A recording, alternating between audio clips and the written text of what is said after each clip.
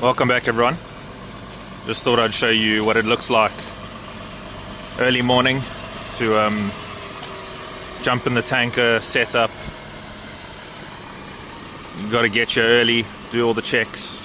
I mean, it's quite late now, 7:23, but normally I get here at about 5:30 in the morning. Got to set up, check the beacon lights, check all the lights are working, make sure the hoses are strapped down. We use an app to submit all the information on, so basically just a checklist on an app, and that app and information gets submitted to the government every month. They want to know that you doing your checks. They want to know how long you're checking it for to make sure you're doing it all properly, checking tires, checking vacuum pump oil, make sure the hoses are strapped down, make sure all the lights work, reverse lights, brake lights, cameras. This tanker has a camera down each side, so one there facing that way, same on the other side. It's got that one on the top there. That one checks for anyone walking up and down the side of the tanker while you're driving, and it lets you know in the cab that a cyclist is on the side of you or something like that. Got that camera that looks forward, obviously. Also, if you stop at a stop street or a traffic light and a cyclist comes in front of you, or a person walks in front of the tanker and you can't see them because you sit too high, that camera will let you know that someone's in front of you.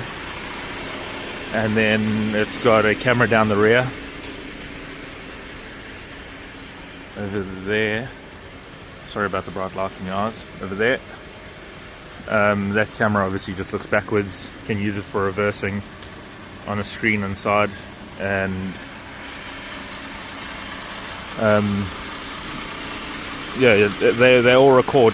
Everything all records. I can log into them from home as well if I want to, and I can see what's going on at night time around the tanker, which is pretty cool. Because obviously I don't have any cameras here at base, I've just bought these 2 shipping containers. When it warms up a bit, I'm going to concrete everything in between. There's the original jetting van, and that's what I came to work in today. But yeah, this is base. I know I showed you before, but basically just wanted to show you the setup of the tanker, like what it entails in the mornings before I get moving. So done all my checks. I'm going to jump in the tanker now, and I'm doing something a little bit different today. I'm vacuuming oil, like Interceptor oil. So yeah, I'll put my Harvest jacket on and we'll go vacuum some Interceptor oil. It's a little bit different to vacuuming poo, but yeah, you'll see. What I do normally is I can do 3 or 4 Interceptors in a day. That will fill the tanker up, because it doesn't make sense to do one. When I offload it, they charge me a minimum of 5 ton to offload, so it kind of makes sense to put a few of them together. And then yeah, so I'm going to jump in, get moving, and I'll see you at the job. So I've just arrived back on site. As you can see, Harvest is on. Literally just got out the cab. Hoses are still strapped down, but let me show you what we're dealing with. We're dealing with a trolley in our way. I'm joking. There's a that's the Interceptor. I'll stand back a bit, but that's the petrol oil Interceptor, because this is a car park. As you can see, a bunch of cars pulling in.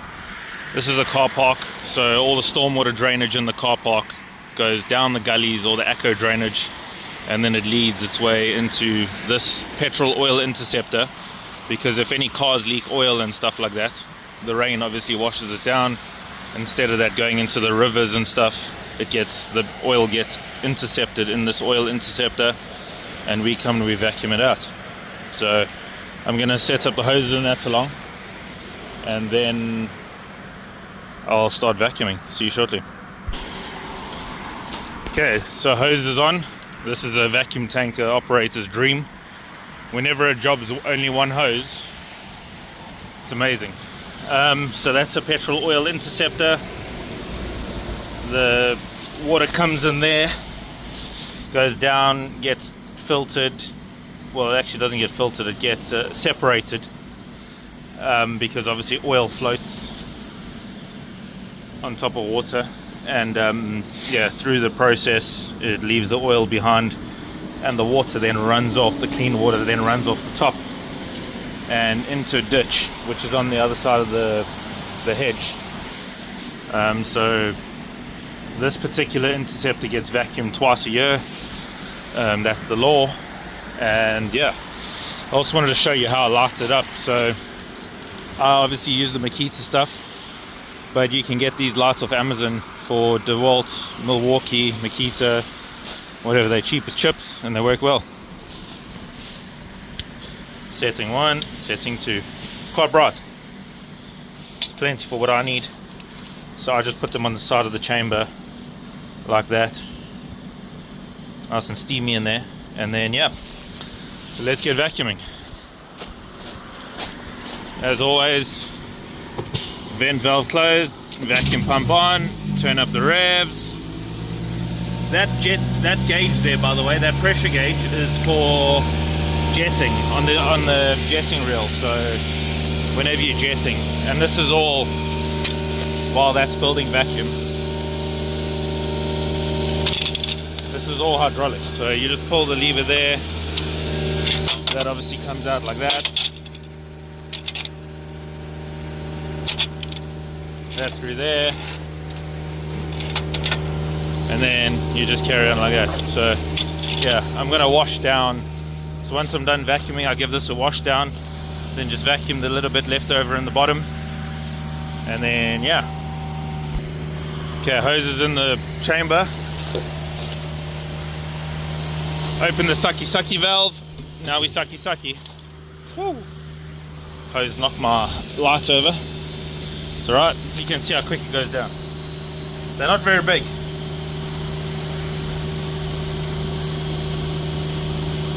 Hold around 1,000 to 1,500 liters, but yeah, not big at all.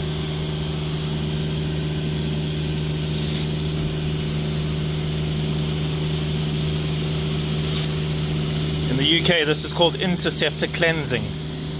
That's the term that they use. You can see the sludge that builds up.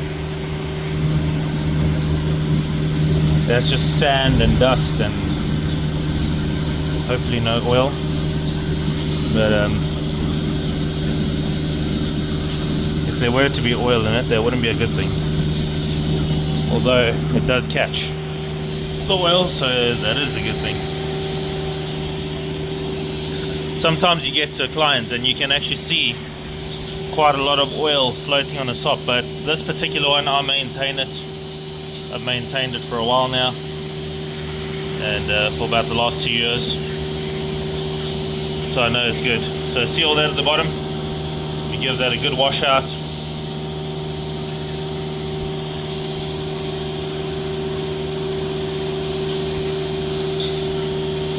So we're nearly at the bottom.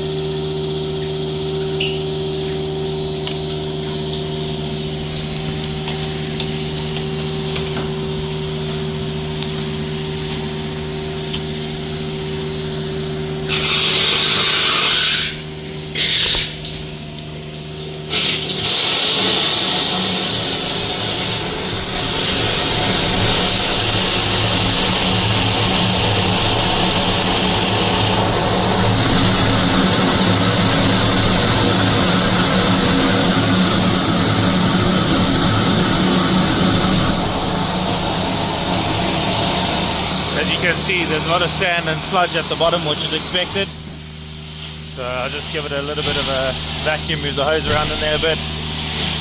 Then we'll move on to the wash down.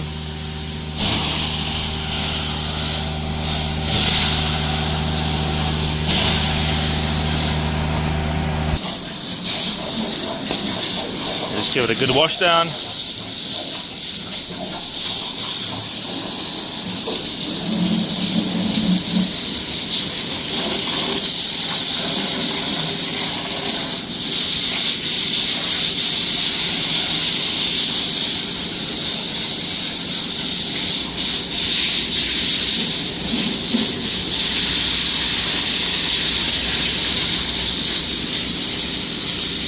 So I had a look how much water came out. It was 1,500 liters.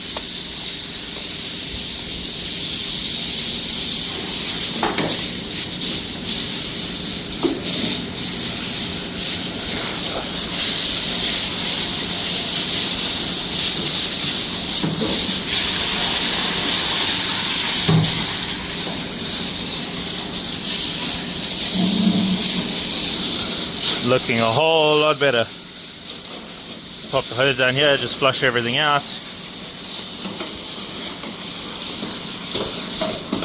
Make sure everything's clear.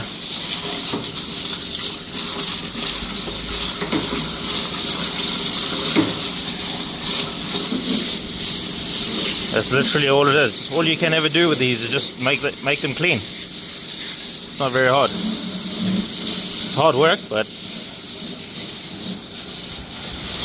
technically it's pretty easy. You don't need any brains for this.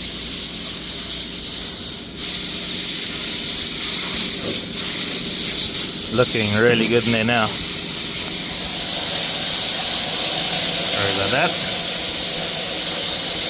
If you came here for good filming skills, you come to the wrong place.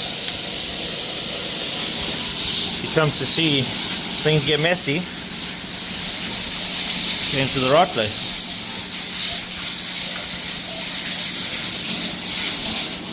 Okay, cool. So that's that done. We're going to give it a clean. I'm just going to vacuum the balance out, so we turn the jetting pump off. Obviously I can do all that with remote control as well. Vacuum pump on, turn the revs back up.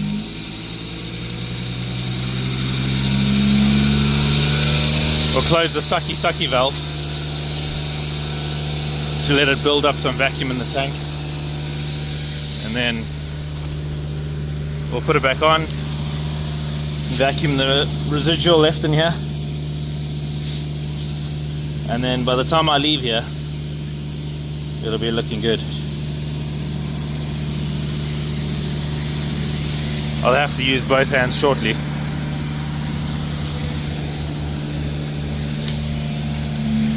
But that'll just be to remove the balance, but I'll show as much as I can. So we open this. Boom. Hose kicks.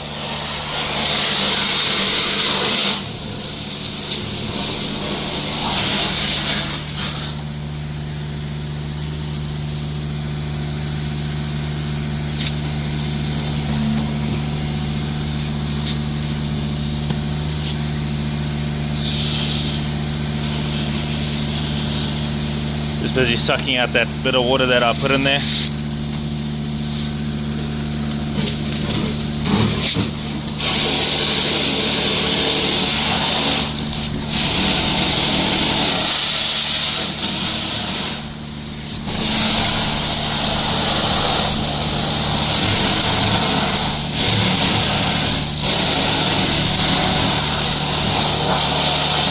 Looking good.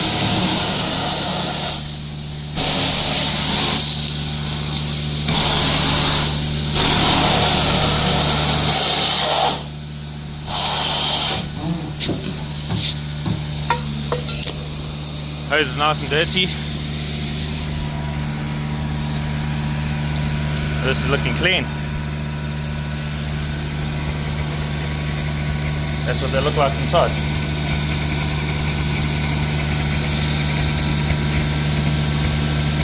And that, folks, is a petrol oil interceptor cleanse. Something new for you. Cool, it's been great. See you later.